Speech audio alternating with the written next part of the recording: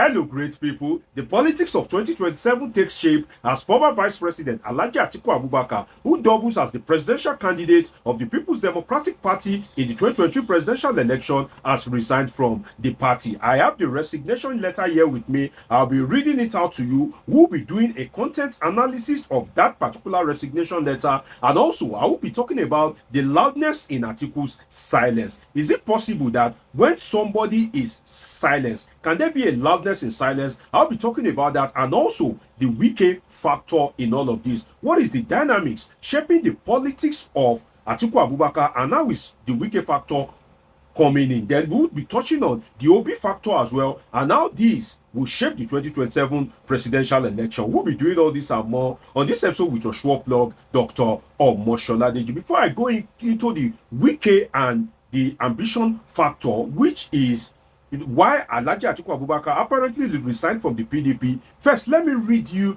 the resignation letter of the former vice president. Don't forget that this is the third time that Atiku Abubakar is resigning from the PDP. The first one was when he contested in 2007 under the platform of ACN, under the leadership of Bola Ahmed Tinubu, then immediate past governor of Lagos State. The second time was when he dumped the PDP with the NPDP at that time, the new PDP, and they merged with the All Progressive Congress that produced Muhammadu Buhari, the late ex-president, as the presidential candidate. The third resignation of Atiku Abubakar is this present one. So Atiku has resigned from the PDP 3 times. This is the party that made him the vice president of the Federal Republic of Nigeria for 8 years, and also he has earned the presidential ticket of the People's Democratic Party for a record 2 times. So now he has resigned from the party. Let me read you the content of Atiku Abubakar's resignation letter before we go into the Wike and Obi dynamics. It reads, letter of resignation of membership.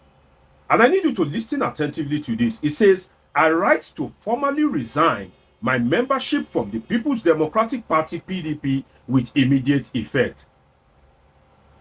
I would like to take this opportunity to express my profound gratitude for the opportunities I have been given by the party. Serving 2 terms as Vice President of Nigeria and being a presidential candidate twice has been one of the most significant chapters of my life. As a founding father of this esteemed party, it is indeed heartbreaking for me to take this decision. Now, next paragraph. However, I found it necessary to part ways due to the current trajectory. The party has taken, which I believe diverges from the foundational principles we stood for. It is with a heavy heart that I resign, recognizing the inconciliable differences, underline that, recognizing the inconciliable differences that have emerged. I wish the party and its leadership all the best in the future. Thank you once again for the opportunities and support. Sincerely, Atiku Abubakar, GCON, and is signed Vice President 1999 to 2027.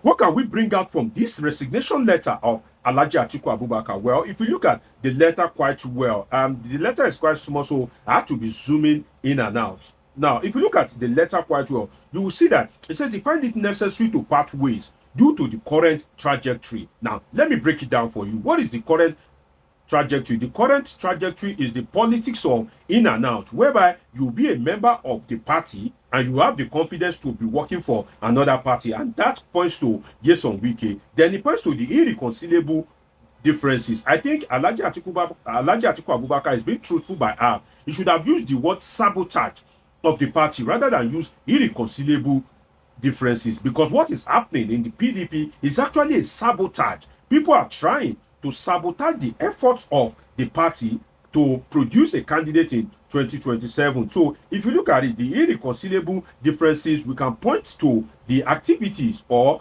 the kind of like stubbornness, if you like, of Nyesom Wike, the Minister of FCT. You will recall that there has been a national secretary crisis within the PDP, and there have been trouble back and forth. Nyesom Wike is even threatening that if the party does not zone the ticket of the presidential candidate to the south, then there will be problems. So you can see the Wike factor as regards the irreconcilable differences. Now, I've given you one reason why Atiku resigned. The second one is the ambition factor. You see, Atiku Abubakar is the leader of the coalition. He kind of like nursed the idea before Peter Obi aligned with him. Now that Atiku Abubakar has left the PDP, we can say that Atiku is apparently preparing to contest for 2027. Why do I say so? History teaches us a lesson. And what history has taught us about Atiku Abubakar is that Atiku is a veteran contestant. He likes to contest. It doesn't feel convenient if his name is not on the ballot. So for Atiku to be resigning at this point in time, is it that he's trying to kind of like lay structures, lay the foundation for his eventual emergence as the ADC presidential candidate in 2027, and that itself will lead to crisis, which will lead me to the Obi factor in a moment. But before I go into the Obi factor, let me still stand on that of Nyesom Wike. You see, now that Atiku has left the PDP, Nyesom Wike can now make the PDP his personal property, because that is apparently what Nyesom Wike has been doing, in the sense that it's either Wike's way or the highway. It's either Wike's way or no way. So for Wike to be lording himself over the party, now Atiku Abubakar has left the party for him. Now, can Wike now take possession of the party and make it his personal property, so that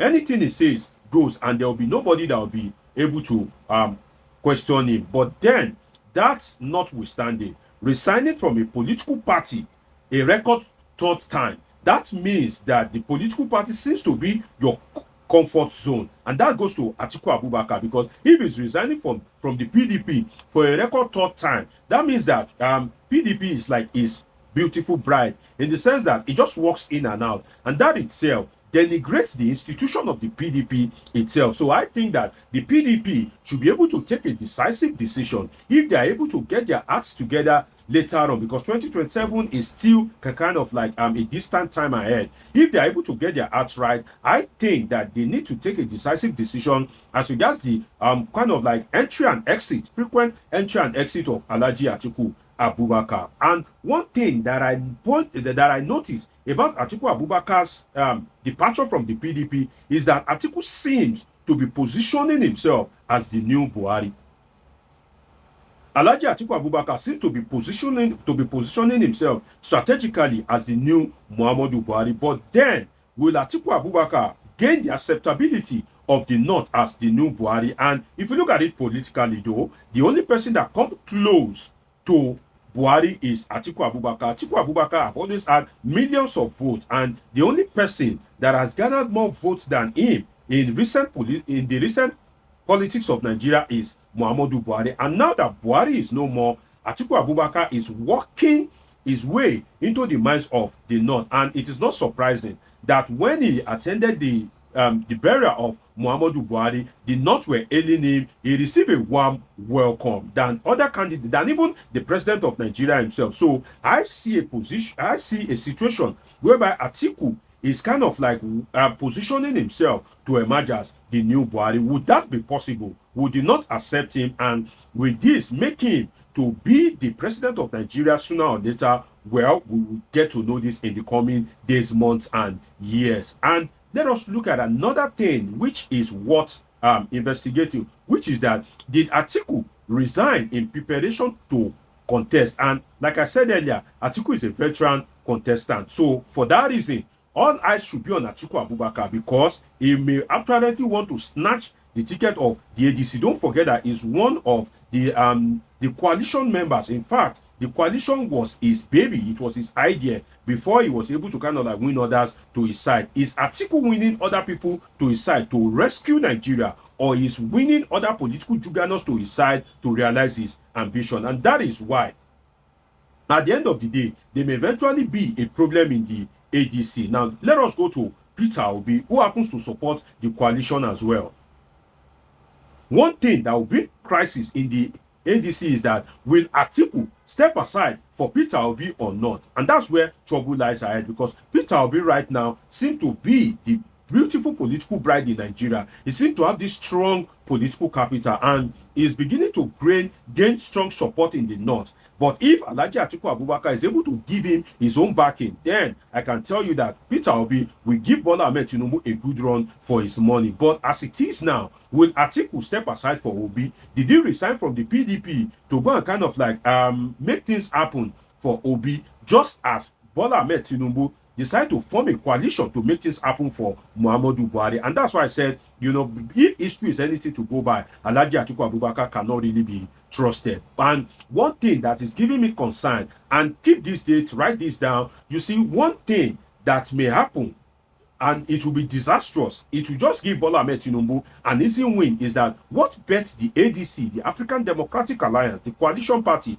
what gave birth to that party may be what will eventually kill it. And what is that particular thing? Ambition. Ambition gave birth to that particular party. The ambition of people to become president, to sack Bola Ahmed Tinubu. If care is not taken, it is that ambition that gave birth to ADC that will eventually kill it. Because at the end, Obi must be on the ballot in 2027, whether he himself likes it or not, because the obedient wants him on the ballot. Atiku Abubakar is a veteran contestant. He believes that he should be on the ballot. There's a Rotimi Amechi that is eyeing the presidency of Nigeria. And also, there are people that wants to be vice president depending on the pendulum swing. People like Rauf Aregbesola and El Rufai. So if the ADC is an ambition platform, if care is not taken, definitely it may be that ambition that will still run the ADC. But then it will be an interesting political game in 2027. It's been an interesting time with you on this episode of Politics with Dr. Omoshola. Did you subscribe? Turn on your notification button. See you in my next video. I love you all sincerely.